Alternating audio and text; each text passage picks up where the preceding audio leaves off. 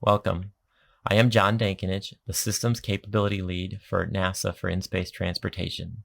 In this video, I will share NASA's future envisioned state and priorities to support the strategic outcome of cryogenic fluid management, which is to have the technology and predictive performance capabilities for cryogenic storage, transport, and fluid management to support the various cryogenic system architectures. This is intended to be a companion video for the chart package provided, and I will not be reading through the information available. This chart is intended to identify the future envisioned state for cryogenic fluid management. The architectures for liquid oxygen, methane, and hydrogen all require longer duration storage of propellants than we've done in the past. In some cases, this could be for years for the round-trip Mars maneuvers, but even longer for some of our cryogenic depot operations. The reality is that any appreciable boil-off could break the system architectures and must be addressed. System performance can be achieved with a wide range of solutions and different approaches. For example, active cooling could be used, or with a lesser extent if thermal intercept is successful. The domain has been establishing a range of technologies like a tool set that can be used and tailored for the target application.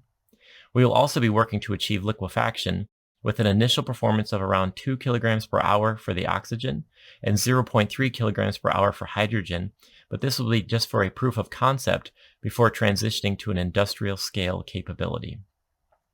Cryogenic fluid management also supports non-primary propulsion applications such as life support and fuel cell commodities, and there are technologies needed for efficient transfer propellants from the depots or from production plants, for example. Cryogenic fluid management is also human touch time intensive currently in our terrestrial practices. It will need to be performed with greater autonomy and with active health monitoring in our future architectures. Finally, something that I will repeat many times is that the future state is where we have sufficient predictive performance and optimization techniques for integrated operations. This is because in order to close our strategic outcome, we must have solutions that can be readily applied across a wide range of configurations and scales and with the multiple fluids of interest while operating under various operational environments. You can see that the state-of-the-art is fairly far from the envisioned future state. Hydrogen has typically only been stored for hours, where we will need it for months or potentially years of storage. Methane storage has been demonstrated for months, but only at very small scales. We have also not yet performed microgravity cryogenic propellant transfers using automated cryocouplers. Our cryocoolers require significant advancements in lift capability at both 20 Kelvin and 90 Kelvin applications, and two-stage active cooling has not yet been demonstrated. There's also been significant integrated ground testing, but that transition to the microgravity testing and model validation remains as a gap. Even for modeling, we have fluid property knowledge gaps. This isn't to say that there hasn't been much progress, because there has. There's been lots of significant and recent investments in modeling of fluid and thermodynamics, as well as progress in some of the microgravity mass gauging options at subscales.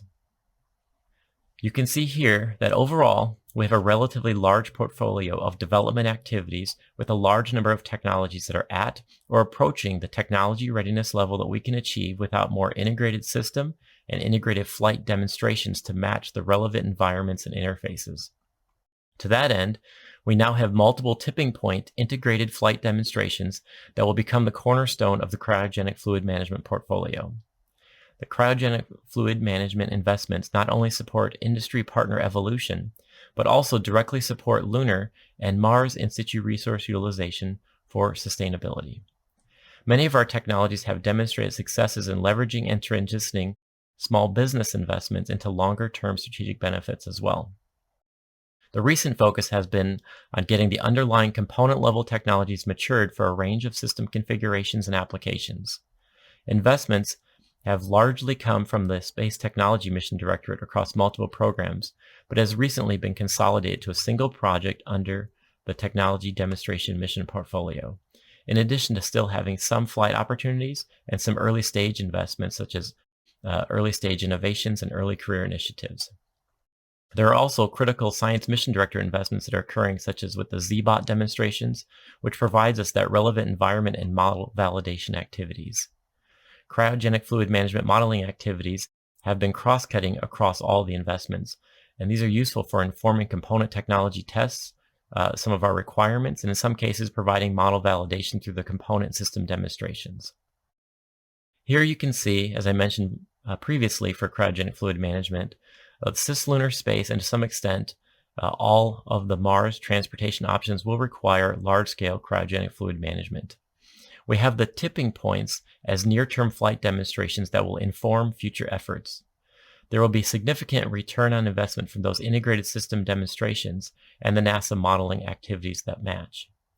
It is an imperative that we really understand the system-level interdependencies of the various technologies, develop and validate performance predictive capabilities, and then feed those into the requirements and design of the large-scale cryogenic fluid management demonstration system.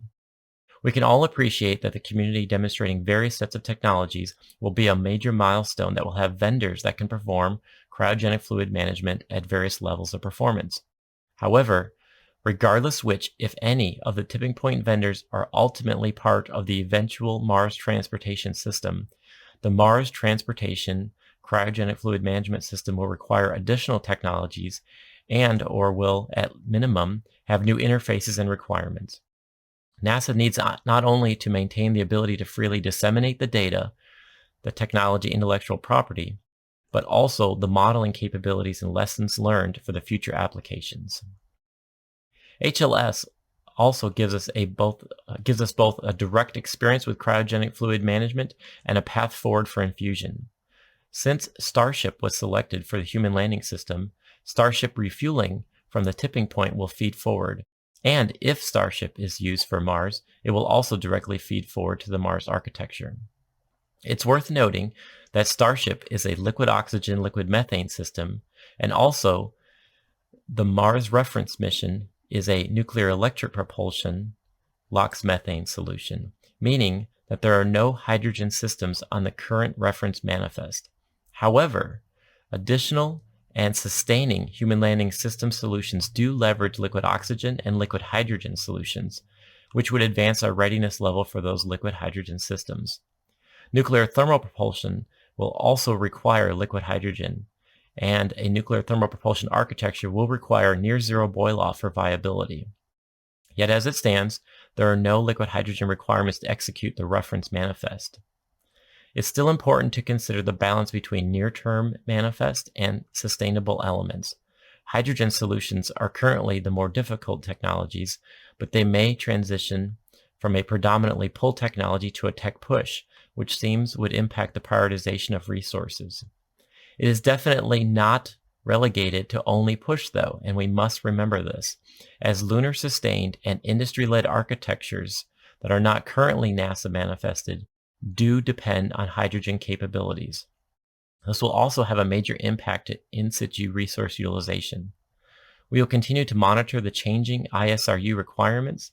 Those production rates that we have now for liquid hydrogen fuels are to support liquid oxygen and liquid hydrogen architectures, and we want to make sure we can avoid disconnects. Also, again, we must remember that in situ resource utilization production of cryogenics for life support and fuel cells remain as technology pull, regardless of the propulsion solution that we decide to take forward. As example, the astrophysics LUVOIR mission will require cryogenic fluid management technologies, including a sunshade that is currently much like a solar sail. Also, active cooling capabilities may be required for instrumentation and will benefit from cryogenic fluid management investments.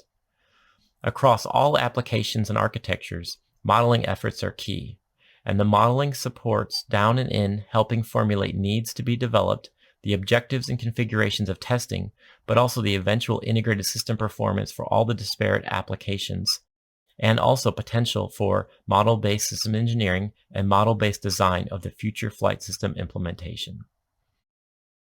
The approach, as previously illustrated, is to complete our ground development activities for component maturation and system maturation in the terrestrial environments, and then microgravity fluid model development and validation activities. We are transitioning to integrated relevant environment system testing with the major demonstrations expected to fly by 2025. We are also currently doing an assessment on the options for a potential large-scale cryogenic fluid management demonstration to formally close the outcome across a range of configurations, operations, scales, and fluids. This is an illustration of a notional near-term roadmap to guide the cryogenic fluid management development activities.